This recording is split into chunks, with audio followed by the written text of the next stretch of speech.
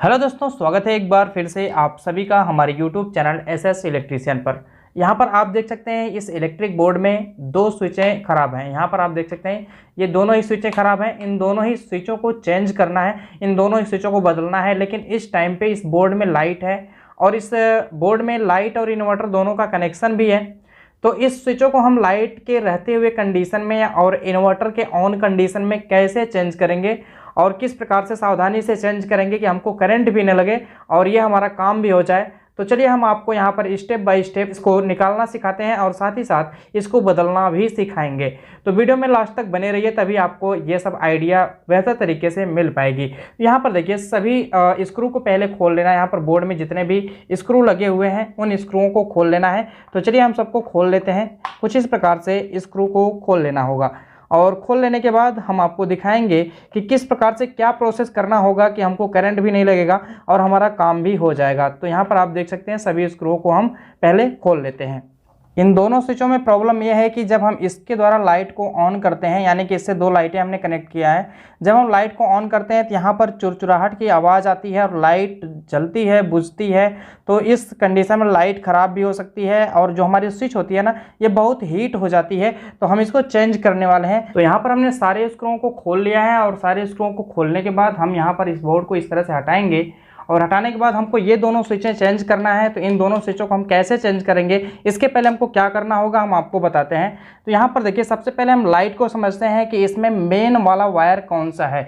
तो मेन वाले वायर को अगर हम हटा देते हैं तो यहाँ पर इंडिकेटर बुझ जाएगा और साथ ही साथ हमारे इस स्विच में लाइट भी नहीं आएगी और हम काम आसानी से कर सकते हैं। तो आपको करना क्या है, पहले आपको फाइंड करना है कि इसमें मेन तार कौन से हैं। तो यहाँ पर देखिए जो इसके यहाँ पर लगा हुआ है इंडिकेटर में दोनों वायर लगे हुए हैं।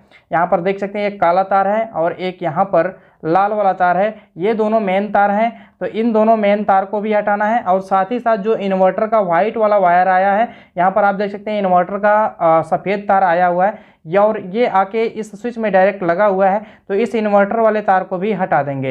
हालांकि इस स्विच का कनेक्शन इन्वर्टर वाले तार से भी है, लेकिन जो हमारी मेन लाइन होगी वो भी यहाँ से हट जाएगी तो ज़्यादा बेटर रहेगा काम करने में। तो चलिए हमको क्या क्या तीन तार हटाने हैं। यहाँ पर देखिए तीन तारों में से आपको यहाँ पर फेज़ वाला तार हटा लेना है। हालांकि फेज़ वाला तार सिर्फ हटा लेंगे तो भी हमारा काम चल जाएगा, लेकिन हम यहाँ पर सेफ्टी के लिए सभी तारों को हटा लेते हैं। यहाँ पर देखिए जो हमारा मेन वाला तार आया है ना, इसी को इस बोर्ड से निकाल देना है, बाहर कर देना है।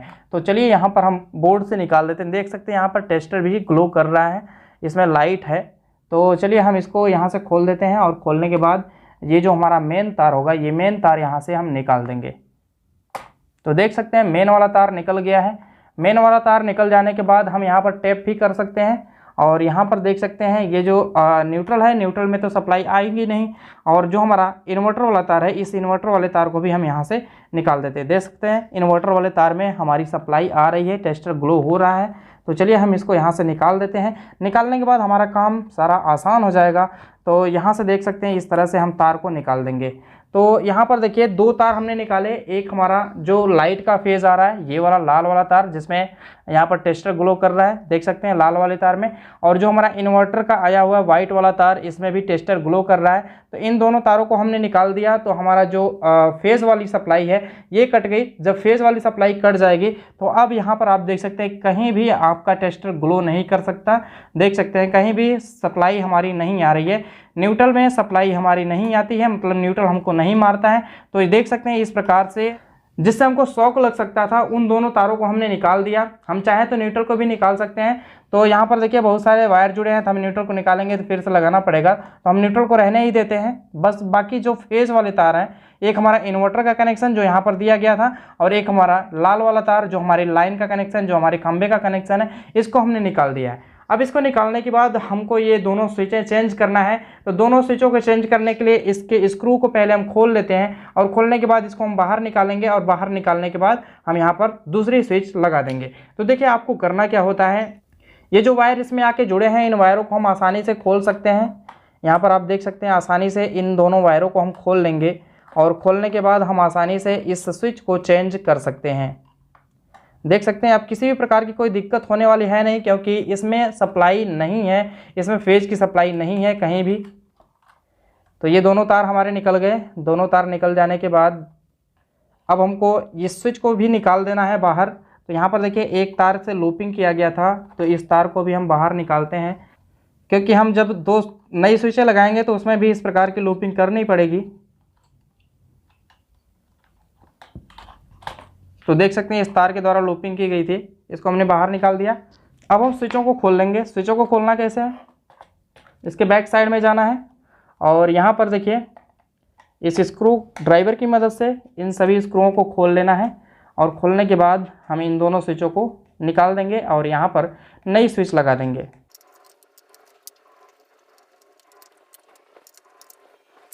देख सकते हैं एक स्विच निकल गई है, दूसरी स्विच को भी इसी प्रकार से निकाल लिया जाएगा।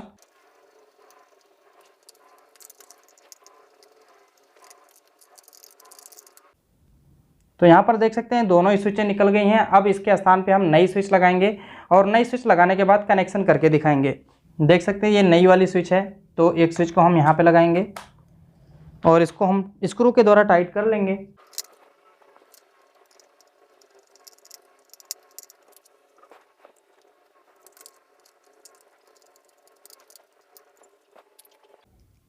तो एक स्विच यहाँ पर लग चुकी है, दूसरी स्विच को भी हम लगा लेंगे।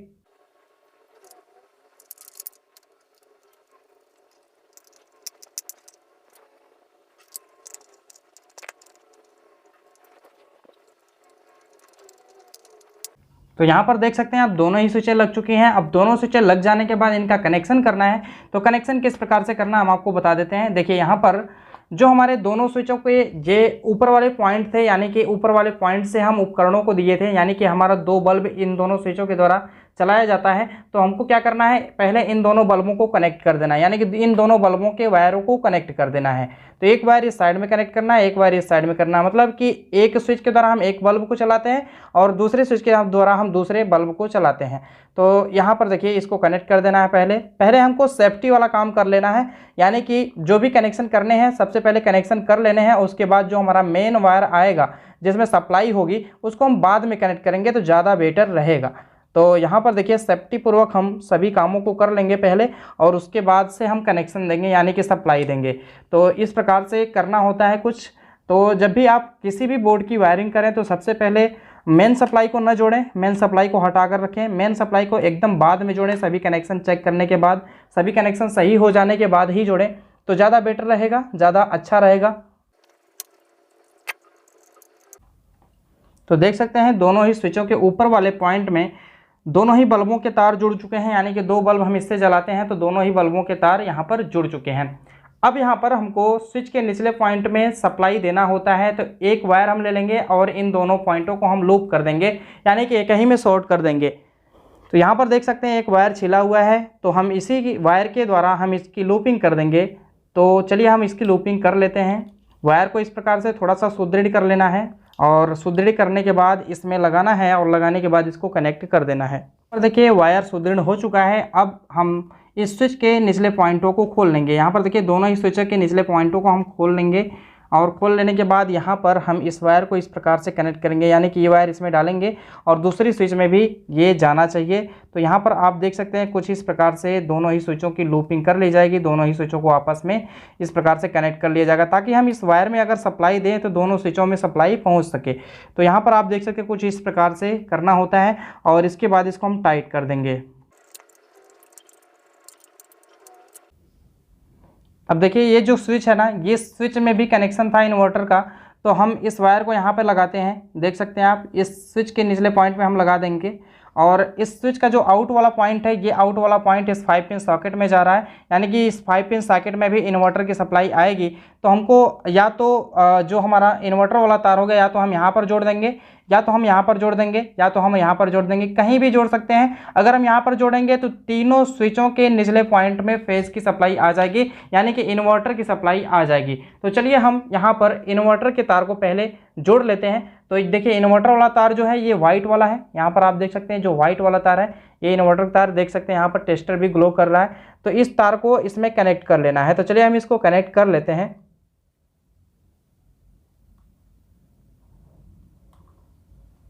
तो देख सकते हैं कुछ इस प्रकार से कनेक्ट हो गया। और जो हमारी इस स्विच के द्वारा लाइटें जलाई जा रही हैं उनको भी हम जला देते हैं। देखिए दोनों ही लाइट जल चुकी हैं, यहाँ पर आपको उजाला दिख। तो इन्वर्टर का कनेक्शन तो हो ही गया। इन्वर्टर के कनेक्शन के द्वारा ये दोनों स्विचें ऑन हो गई और यहाँ पर इस स्विच के द्वारा ये 5 पिन सॉकेट भी ऑन हो जाएगी। तो अब हमको मेन लाइन का कनेक्शन करना होता है। ये जो हमारी मेन लाइन है देख सकते हैं आप, रेड वाला तार है, रेड वाले तार में भी टेस्टर अभी ग्लो कर रहा है, देख सकते हैं आप, लाइट है अभी। तो इस वायर को हम जहाँ पर कनेक्ट करना था वहाँ पर कनेक्ट कर देंगे, यानी कि जो हमारा इंडिकेटर है, इंडिकेटर में कनेक्ट था ये पहले, तो हम इंडिकेटर में कनेक्ट कर देंगे। तो इस प्रकार से कनेक्शन हमारा कंप्लीट हो जाएगा। तो देख सकते हैं इंडिकेटर हमारा ग्लो करने लगा, इसी में इसको कनेक्ट करना है। तो वायर लग चुका है, वायर लग जाने के बाद इसको हम टाइट कर देंगे। तो देख सकते हैं कुछ इस प्रकार से हमारा ये बोर्ड रिपेयर होता है। तो सबसे पहले मैं आपको बता दूं, एक ये टिप्स दे दूं कि जब भी आप किसी बोर्ड में अगर लाइट रहने की कंडीशन में ही उसको ओपन करना चाहते हैं, उसमें कुछ रिपेयर करना चाहते हैं, तो सबसे पहले लाइट के कनेक्शन को और इन्वर्टर की सप्लाई अगर आई तो इन्वर्टर के सप्लाई को यहाँ से निकाल दें। यहाँ से निकालने के बाद इसमें आप कोई भी मेंटेनेंस करें, मेंटेनेंस करने के बाद उसको एक बार चेक कर लें और चेक करने के बाद फिर से जो हमारी सप्लाई आ रही है खम्भे वाली और जो हमारी सप्लाई आ रही है इन्वर्टर वाली, इनको जहाँ पे जोड़ना था वहाँ पे हम जोड़ देंगे। इस प्रकार से सेफ्टी यह रहेगा कि जब तक आप काम कर रहे होंगे तब तक आपको लाइन यानी कि करंट लगने का कोई डर नहीं रहेगा, कोई भय नहीं रहेगा। तो चलिए हम इसको पैक कर देते हैं और पैक करने के बाद यहाँ पर हमारा जो काम होगा वो कंप्लीट हो जाएगा। तो यहाँ पर आप देख सकते हैं कुछ इस प्रकार से इसको लगाना है और लगा के इसको इसमें पैक कर देना है। अब हम सभी स्क्रूओं को टाइट कर लेंगे।